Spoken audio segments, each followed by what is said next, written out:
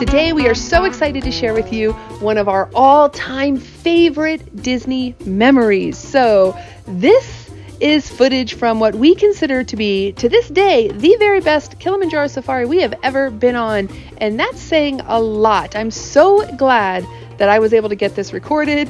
It was just it was like the stars aligned, right? Where everything came together. Few things. It was January. The weather was nice and cool outside. We went first thing in the morning, made our way directly back to get in line to get on the safari as early in the day as possible. As we have been told, that's the best time to see the animals sort of being up and active. And I got to tell you, it really paid off for us. So I hope that you enjoy it as much as we did. I wanted to put this out in case you're someone who doesn't get to go and do this. Maybe you're also someone who didn't really realize this was a thing, or maybe you're like our daughter who thought, I kid you not, that the Kilimanjaro Safari was going to be like Jungle Cruise and all the animals were going to be animatronics. I mean, it's not a totally unreasonable thing to think when it is Disney World, right? But you can just imagine her surprise when we went on our first safari and she realized that all these animals were not only real, but they were right there just walking around. I almost wish that I had that much of a surprise going on at my first time. She was just thrilled to pieces. But just so you know, the animals are real.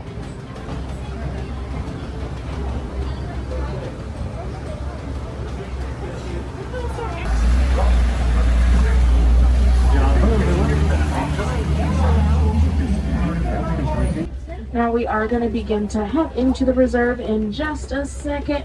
While we're waiting here, I can point out that animal spotting guide above your head is a really great resource. Of course, I'll do my best to point out all the animals we see here today, but that is a mostly complete list. There are a couple animals that live out here that aren't on that list, but the vast majority of them are up there. So don't be afraid to use that if you happen to see something, or if you just want to remember an animal we saw further back on the safari. So we are going to go right on, and we always start our journey in the Little Interior Forest. Now, the Little Interior Forest is home to lots of different animals that are going to rely on a natural form of camouflage. They're going to be pretty shy, and they're probably going to be hiding in places that maybe we aren't going to look right away. But so bamboo, trees, bushes, you name it. Now, right away, I don't see much going on right here, but a little bit further up, I think I see some movement, so we are going to continue forward. Of course, animals are definitely experts at blending in, so if they don't want to be seen usually. It's a little bit hard to see them. But I do see a couple animals as we head around this turn on the right. There are a pair of saddle-billed storks and a greater kudu or two up there on the top of the hillside. And greater kudu are some of the tallest forest antelope. Those are actually female. You can tell just, they don't have any horns on their head. Pretty easy to tell them apart. Now, they do like to live in small groups of 3 to 10. And my favorite thing about the greater kudu is the female greater kudu. So when they go to give birth, they actually isolate themselves away from their whole family for about 3 or 4 weeks until the baby's older. And then they'll rejoin their family. Another good look at them off to the right. Whoa, cool. Let's see what else you can find over here. I think I see something up ahead. If you look off to your right by the rock, there's a black rhino, and there are some bongos as well to the left. Beautiful animal, very endangered, unfortunately. There's only about 5,000 or 6,000 of them left on the planet, and that is unfortunately due to poaching for rhino horn.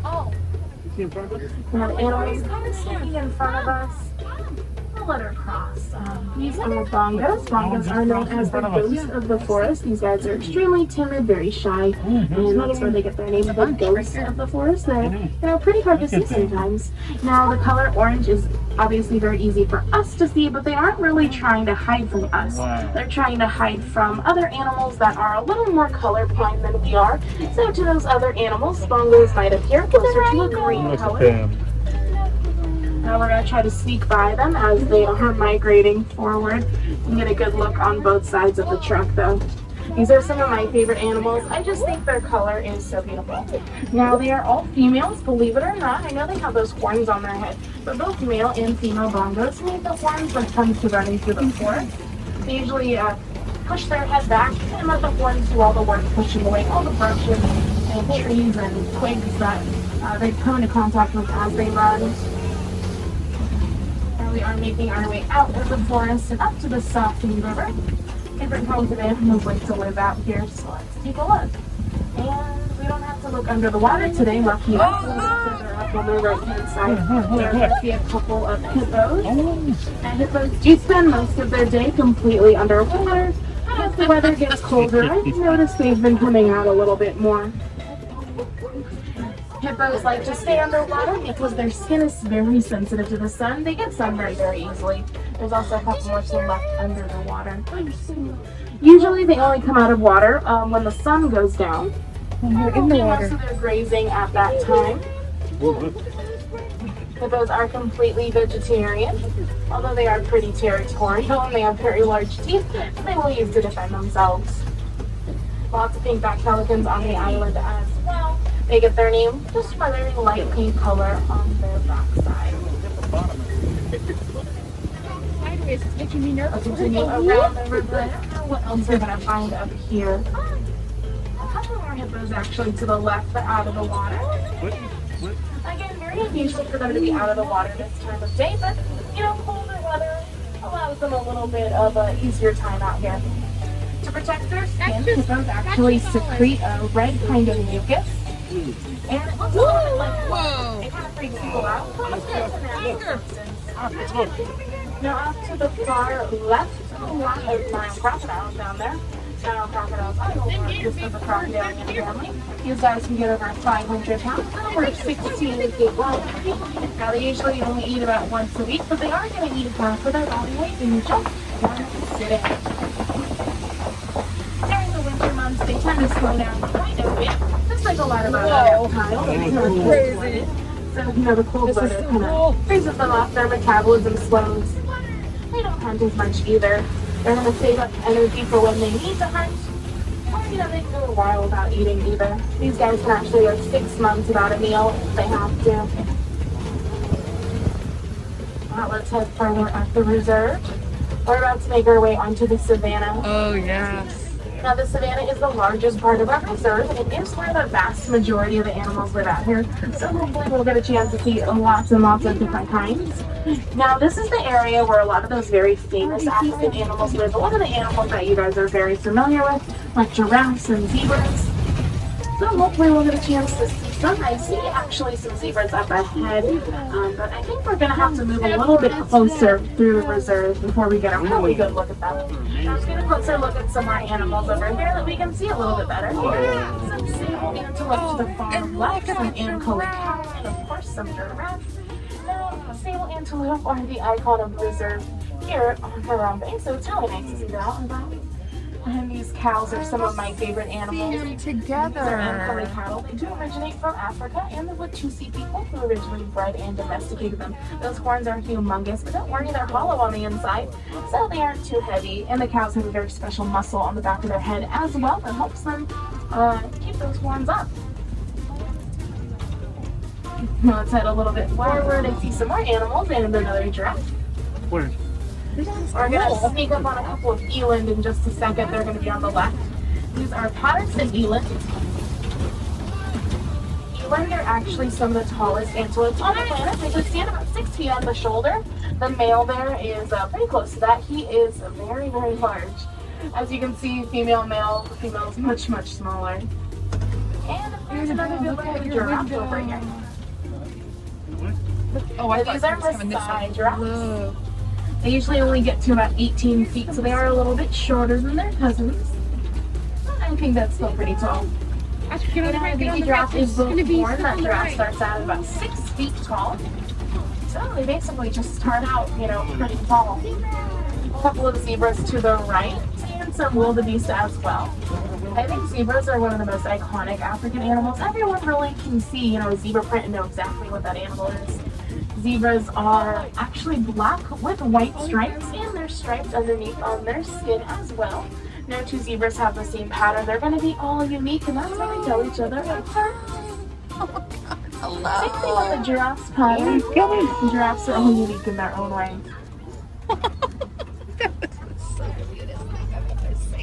We're going to head by some wildebeest as well. They're all laying down over here.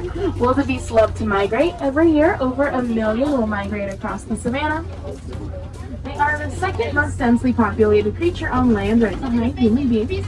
As we head around this corner right here, take a look at those two itty bitty little giraffes. Those are actually baby giraffes. You can tell they're baby giraffes because they're tiny. Look at the babies. Look at the baby. Now they were born about, I want to say maybe 3 months ago, but they are obviously much taller or much shorter than all the others. Now, it looks like we're going to have a giraffe walk right next to us. Let's see where she wants to go. Okay, we're going to sneak by. Oh, can't we just stay here? Oh, hi. Oh my gosh. Now, giraffes have a little bit of a pot belly, and that is because they have a 4-chamber stomach, very similar to goats. So if you have ever seen a goat, it has kind of a round little pot belly. It's the same thing with these giraffes. That is being a ruminant, which just means 4-chamber stomach, and they just eat all day. That's all they do. There's another That is a baby. giraffe's favorite activity, I think. Uh-oh. So much that their tongue is prone to getting sunburned. So they've developed a dark tongue. It's usually blue, black, or purple to protect it from getting sunburned while they're snapping. Another giraffe. Now let's continue forward over this way. There's a watering hole that I like to travel through.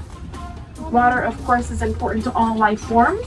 Humans, animals, plant life. So wherever you find water, you're probably going to find an animal too. Now through the bushes to the right, you see a little bit of an elephant. We'll probably see him more as we go around. Look. There's an African elephant. That is the largest land animal. Let's kind of go around this turn. You guys will see him over your right shoulder as we go around. Oh, there's another one right there too. Oh, look There's at one to him. the far right and then one a little bit further up. Now, because there's 2 right here, I know for a fact that this is Mama and her son. Although I don't think he's quite a baby anymore. She still hasn't really deemed him ready to live on his own. See, the thing about elephants is they are matriarchal. That doesn't mean they are run by the females. So when the male elephants are no longer babies and they're no longer welcome in the female herd, and they're kind of kicked out to live by themselves. So I guess Mama here hasn't really had the heart to kick them out yet, so they still live together. Now, if you see one elephant by themselves, probably a male, because again, those males will live by themselves. Or what male elephants can do is form a little herd that we like to call a bachelor herd, and that'll be with male elephants that are also alone. So they're kind of living together. And I think I see a couple further up ahead, so let's try to get a closer look at them. Now, unfortunately for the elephants, they do face quite a few threats out in the wild.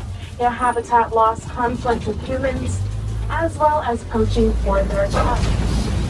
Elephant tusk is ivory, and ivory is basically just elephant tooth that never stops growing. I personally don't see any real value in it, but humans have unfortunately deemed it valuable. Now, this group right here is actually the bachelor group that lives here. So they're going to be all male. The oldest one is about 35 years old, I believe. Oh. And they are kind of like a family, I think. I think it's a bit like dad and 2 sons, even though they aren't related at all. They've just come together to form this herd. Now you can really see the difference in size between the large male and the younger male. And again, these are 2 adult males. And they're playing, don't worry. These are 2 adult males, but obviously much larger. Our older one that's 35 is much larger. So, quite typical behavior for male elephants. I find that they goof around a lot more than the female herds. Usually the male, the older male, when he gets annoyed with them, he usually separates them if they're fighting too rough or playing too rough. So it could be that maybe the 2 younger ones are playing too rough and he got a little annoyed. It happens. Oh. Oh. Look at the other one. Oh, the other one's coming. Oh. He's like, now that trunk, as you can see, it's a great tool. There's over 40,000 muscles in the trunk alone, and they use it for everything. They use it when they need to eat, drink, grab anything, dig, and trumpet, and smell, of course. It's their nose. He's like pushing him in the. He's like, you go in the Now corner. we're gonna hang out here a little bit longer. Looks like there's some stops up ahead, but I'm not complaining. This is a great spot to be stuck in. Look at him. He's Now, elephants are probably one of the most intelligent animals that I've ever experienced. Of course, they can do a number of pretty unique things, including like using tools and stuff. But I think the most impressive thing is their emotional intelligence. I think they have a lot of human-like qualities in how they feel about their fellow elephants. They do, crave companionship. They do get lonely, and they do miss elephants that maybe they haven't seen in a long time. Elephants in the wild have even been seen holding funerals for loved ones. So I think they are just incredible and beautiful creatures. Now, I know to us, elephants kind of seem very exotic, right? But there are so many people that share land with elephants. And unfortunately, they do view them as a bit of a pest because they're often running through their land, destroying whatever crops they have and destroying their land as well. So that's one of the reasons why elephant numbers have declined. Because, when you view an animal as a pest, you don't treat them too nicely. But over the years, there have been lots of people, out there trying to help the elephants, including teaching people how to properly take care of the elephants without harming them. One of my favorite things is bees. Believe it or not, elephants are terrified of bees. They have sensitive skin, so if they get stung by a bee, they're going to be pretty not happy about that. So by teaching people that maybe live around elephants to use beehives as a natural repellent, these elephants don't wander through their land anymore. And of course, the bees will make honey, and they can sell the honey. So it's kind of like a win-win-win for everybody. That there are some rhinos in the road just up ahead. So we'll slowly make our way there.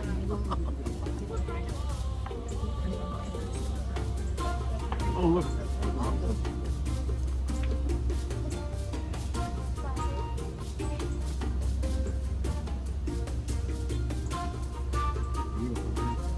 They're amazing. He's like, fine.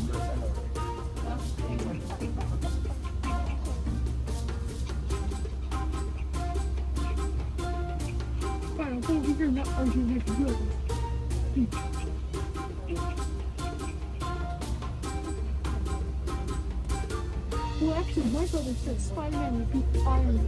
That's wrong. That's wrong. And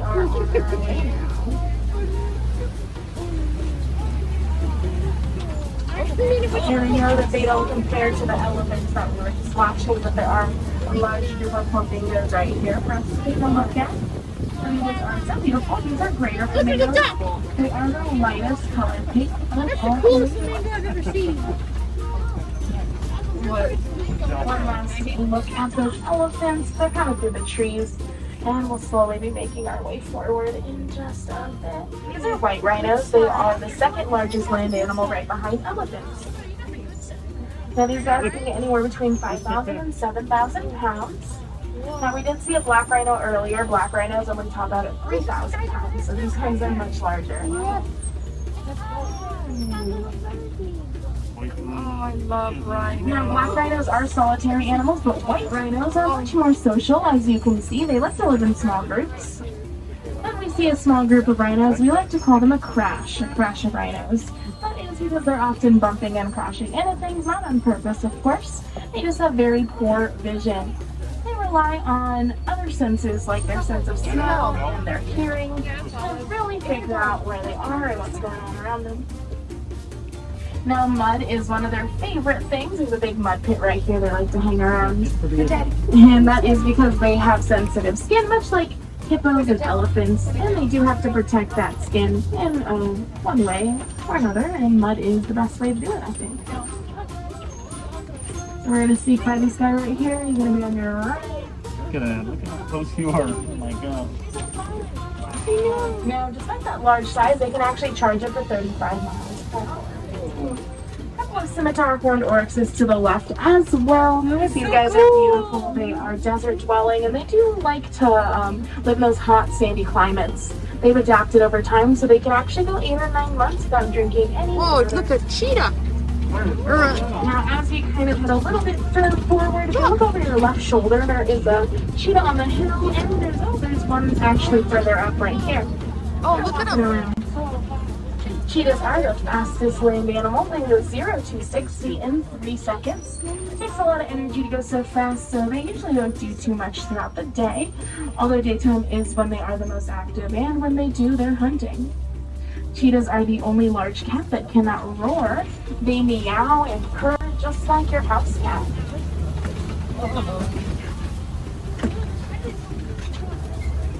Now let's head a bit further up right over here. Traveling around this rock formation, this is called a kopie. Kopies are great places for animals to get a nice high view of the area. So let's see if anybody would like to. I don't see anything right away, but you never know. How about we zoom in going? And I think I actually see something. Let's head a little bit further up. Oh yeah, I see his tail. Oh, look at her. A lion right over here. They're kind of laying on their side, but it's a little bit hard to see. Those are female lions. Now, lions are the second largest big cat right behind tigers, but the only big cat to gather in groups called prides. Now, this pride has 3 members. I'm not sure where the male is, but I definitely see the 2 females. The lion roars. They usually do it a couple times of the day. It can actually be heard 5 miles away, which is pretty impressive. Now, very typical of them to be sleeping throughout the day. They actually sleep or rest about 20 hours of their day. Now, right here by the log, there is a warthog. He's kind of facing away from us. There should be a couple. There's one next to the log. There he is. You see his little bum bum. These are the largest burrowing animals, closely related to the domestic pig. They do look a little bit like a hairy log, unfortunately.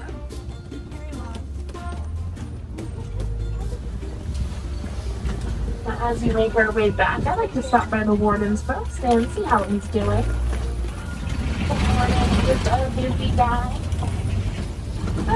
He's actually not home very much, but sometimes if I'm lucky,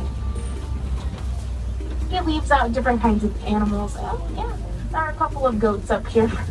I like to come and say hi to the goats. They're kind of on the hillside to the left. We'll see them a little bit better maybe on the other side. Oh, there they are. Nigerian dwarf goats. That one looks right there. Dwarf goats are so tiny, but they are all full grown. Let's get a good look at them.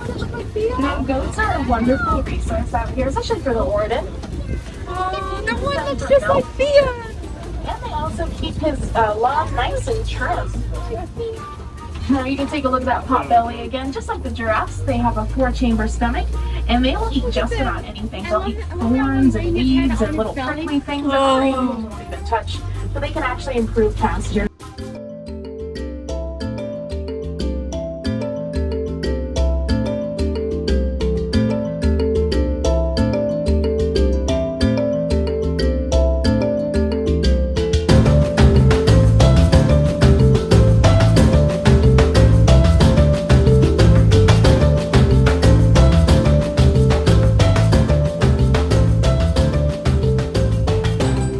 We saw a giraffe went right by us. An elephant. They were playing. They were playing a lot. Yeah. And one was like, okay, fine. And then he was like, I'm gonna sneak attack you. And the other brother was like tapping the dad while he was playing with his son. Did you see that too? I saw that. Yeah. I guess it wasn't really his dad, but I guess he acts like their dad. Yeah. But he did. He used his little trunk and he was like tapping on his leg. Excuse me. Excuse me. It was so cute. And then he chased him away.